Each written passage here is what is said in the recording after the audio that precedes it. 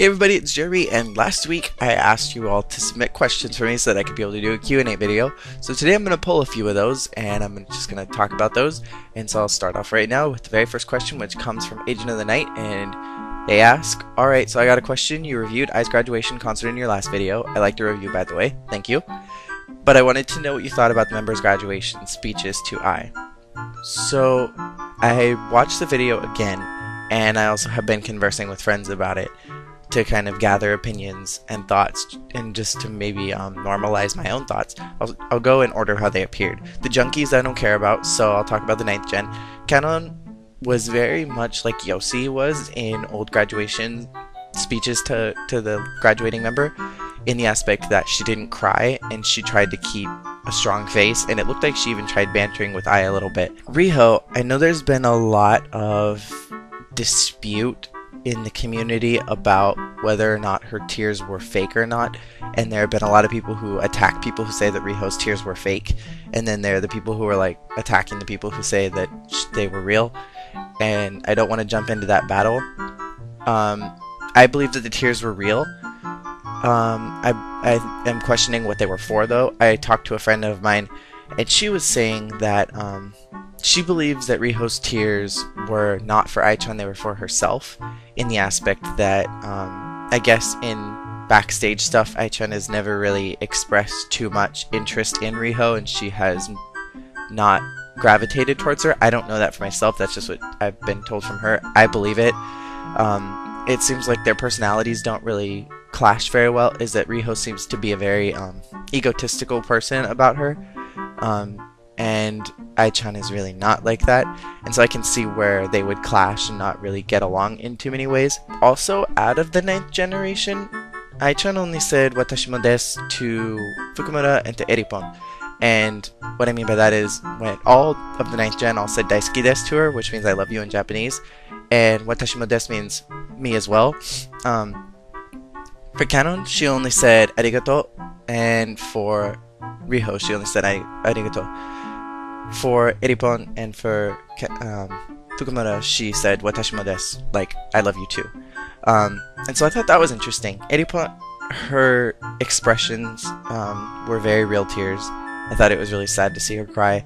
Fukumura showed a lot of strength because she's the head of her generation, so I thought it was respectful of her to show a strength, and I'm gonna lead my girls the way that you led us, is kind of how I got what her conversation was to her. I can understand bits and pieces of Japanese, I wish I could understand more, but that's basically what I got from it, is like, you've taken care of us, and now I'm going to take care of my girls in my generation, and we're all going to work together to work with the 10th generation. With Aika, I thought it was really cool that she came out on stage.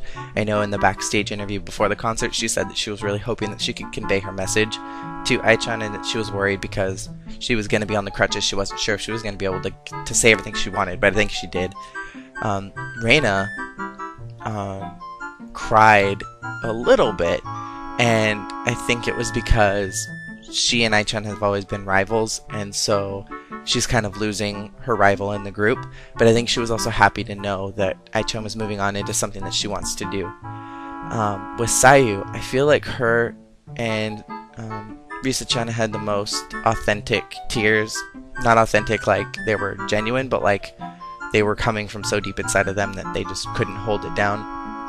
Is that Sayu has openly said that she loved Ai-chan before she even got in Morning Musume, and she's always wanted to just hold her and be spoiled by Ai-chan. And so I think she was really sad and to see her best friend in the group, that her idol, leave. As far as Gaki-san, I teared up a little bit with her speech, because she picked up the hat that Ai-chan dropped when she hugged Sayu, and she just kind of handed it to her, and it was really symbolic for me of, I've always been your sub leader, and I have your hat, and I'm picking up, you know, what's left of the group, and I'm gonna move on with it. And giving it back to her was like, okay, I'm now the leader now. Thank you for everything you've done. And she tried really hard to hold back her tears, which she obviously couldn't. And I thought her speech, whatever she said, was so emotionally filled, and I could tell that Ai-chan was having the hardest time with Risa-chan over any of the other members, that she cried with some of the other members and she laughed with them, but with Risa she just couldn't hold her tears back, and so I thought that their interaction was the most emotional. So that's what I think about all the member speeches. This next question comes from Fairy X Princess, who says, could you talk about the war that's going on between AKB fans and Hello Project fans? That's something that needs to be talked about, and plus you're awesome, so the talk should be interesting. Well, thank you. I have talked to a number of Japanese friends in the past about AKB48, and a lot of them like AKB over Morning Musume. And I've talked to them about why they like it, and most of them have said, oh, it's because Morning Musume changes all the time, and AKB is constant. And my argument back would always be, well, they haven't changed in the last 3 years. It's been the exact same members. And they hadn't followed them, it sounds like, from the time that Koharu joined the group.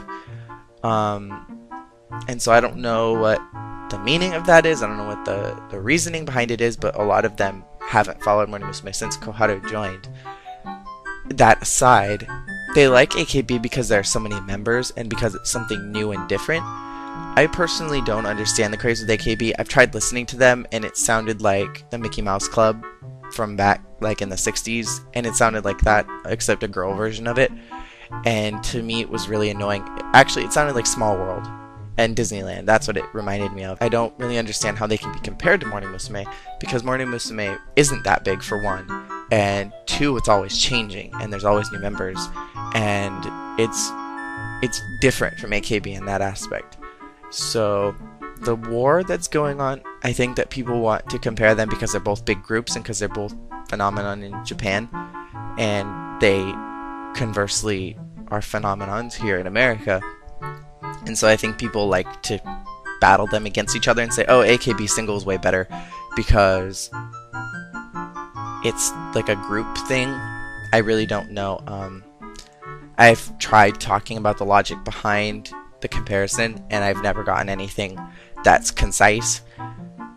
I don't see how you could compare the two. If Morning Musume had 48 girls in it, or even like 50, or even like 30 girls, then I can understand the comparison. The next question comes from Tumblr, and Anonymous says, what's your favorite fast food restaurant, and what's your favorite meal there? I love Jack in the Box, and I love Carl's Jr., and I cannot distinguish the two of them on which one's my favorite, so I'll just talk about both.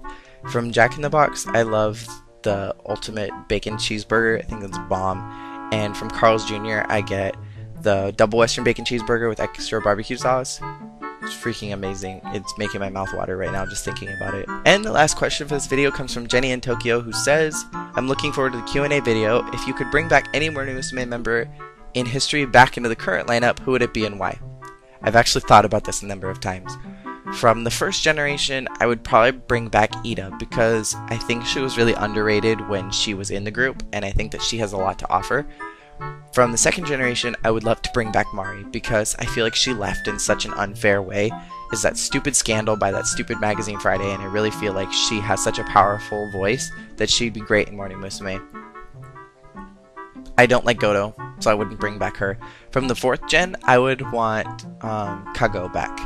And I love Kako's voice, and I always have, and I think that she would be so, even if she wasn't brought in Morning Musume, even if she could just be brought back to Hello Project, she has such a good voice, and I feel like if she had a good agency taking care of her, then all the things that are happening to her now probably would be minimalized, because she'd have people taking care of her rather than her really taking care of herself, if that makes any sense at all.